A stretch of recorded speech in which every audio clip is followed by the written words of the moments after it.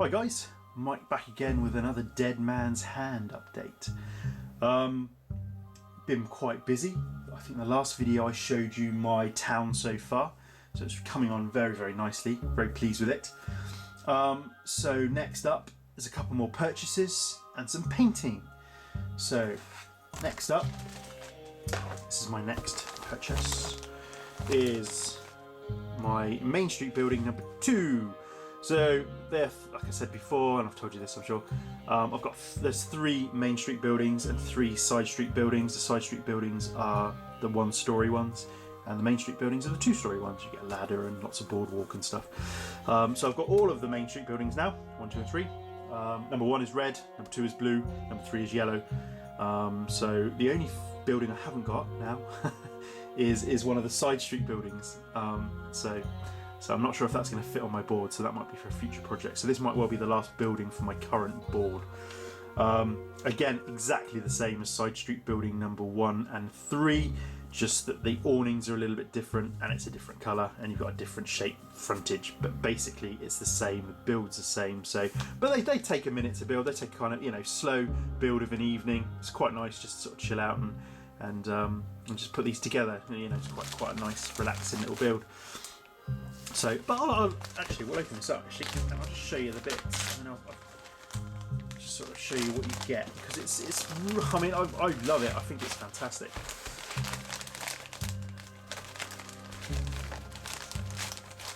So,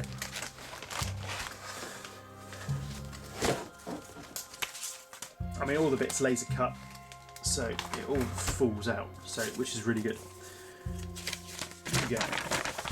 A set of very comprehensive instructions, very easy to understand and read. They're all the same, and once you've built one, you know exactly what you're doing for the remaining buildings. They're all the same. I think the only discrepancy might be the sheriff's office, the big building, sheriff's office, and the undertaker's office, which is a big corner building, which I've yet to acquire. But I think they'd be the only 2 discrepancies really. But for your Main Street and side street buildings, exactly the same construction, just different colours and different types of awnings and things like that. So comprehensive instructions, and basically you just get different colour bits of wood, laser cut, all pops out very nicely. So they're all our window side bits, all numbered and lettered. And as I've said in the previous video, some of these numbers are wrong, but it's quite clear when you're building it what goes where, really. I mean, there's lots of picture references. So you just get different colours of bits. So you have to be careful, actually, when you're building. So these bits are undersides for windows, because there's a shape in the window. So when you're looking at the window, there's this kind of curved edge, so when you're looking for parts, sometimes they're tucked away where you might not expect it, but you know you're looking for a red underside, so you just look for a red bit of wood and it's in there somewhere. But it's funny how you spend a minute actually trying to find these bits and you can't find them, but then you clearly do at the end. So there's no components list on the instructions, so it's just getting used to the way they come. Base, that's the sub base. So all of my buildings are going to be on a sub base that raises them up off the floor, that you can then bring it up level so you can put the boardwalk round. And that's the other sections of the base. So you've got your 2 long sections and your 2 width sections, that just goes together. And you've got your little peg system, so your building sits on nicely. See, things just fall out of these bits of wood, so it's very well cut. No issues at all, no filing needed, which is quite nice. So these are going to be our side bits for our ground and first floor. That's probably some interior sections, they're the interior walls. And then you get these bits, which are boardwalks. So that's the base of the boardwalk and the sides, and then you use these bits for the ends. These are stairs, little 2-step sections,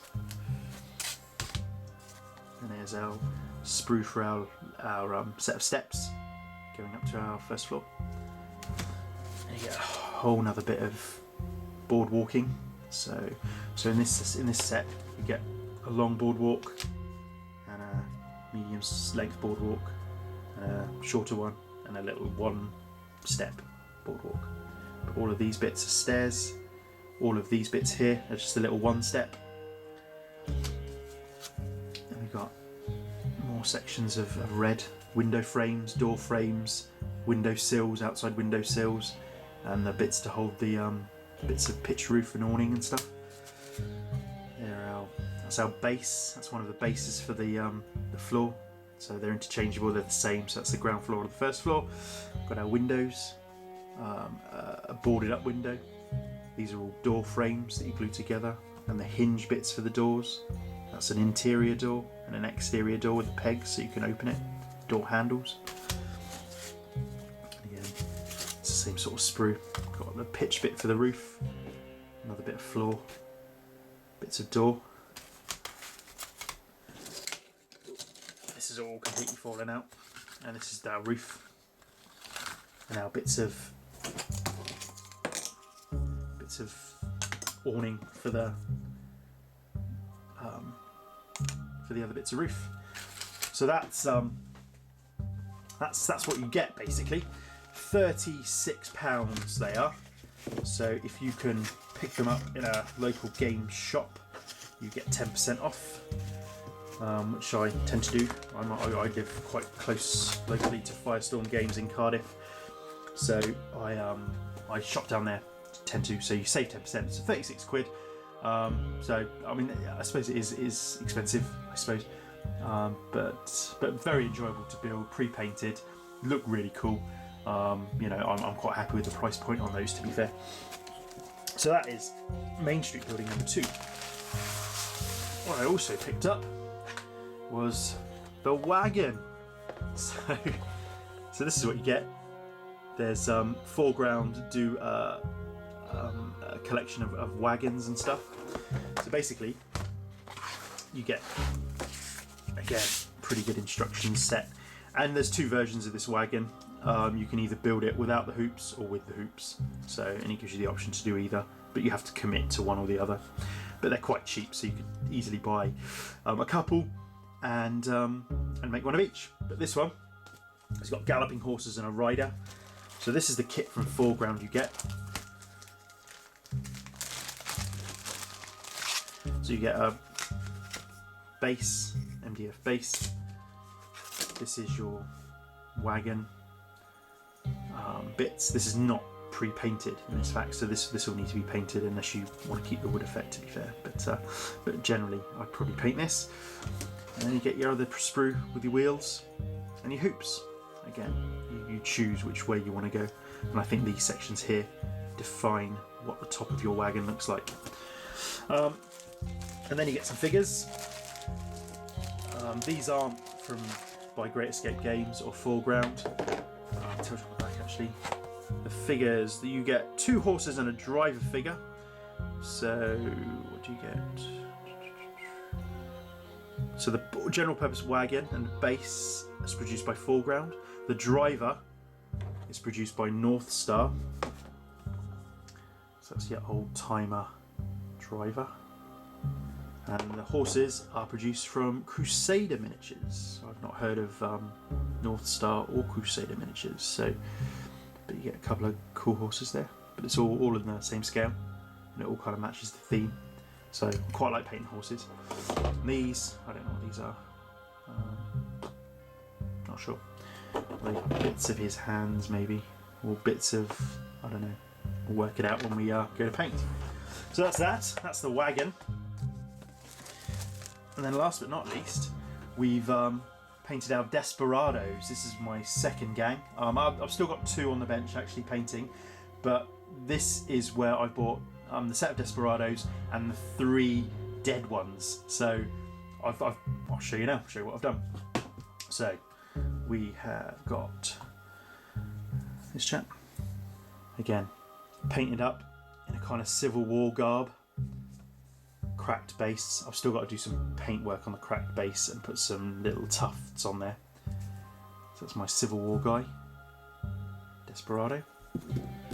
Then we've got this chap, a shotgun, an axe in his belt, top hat.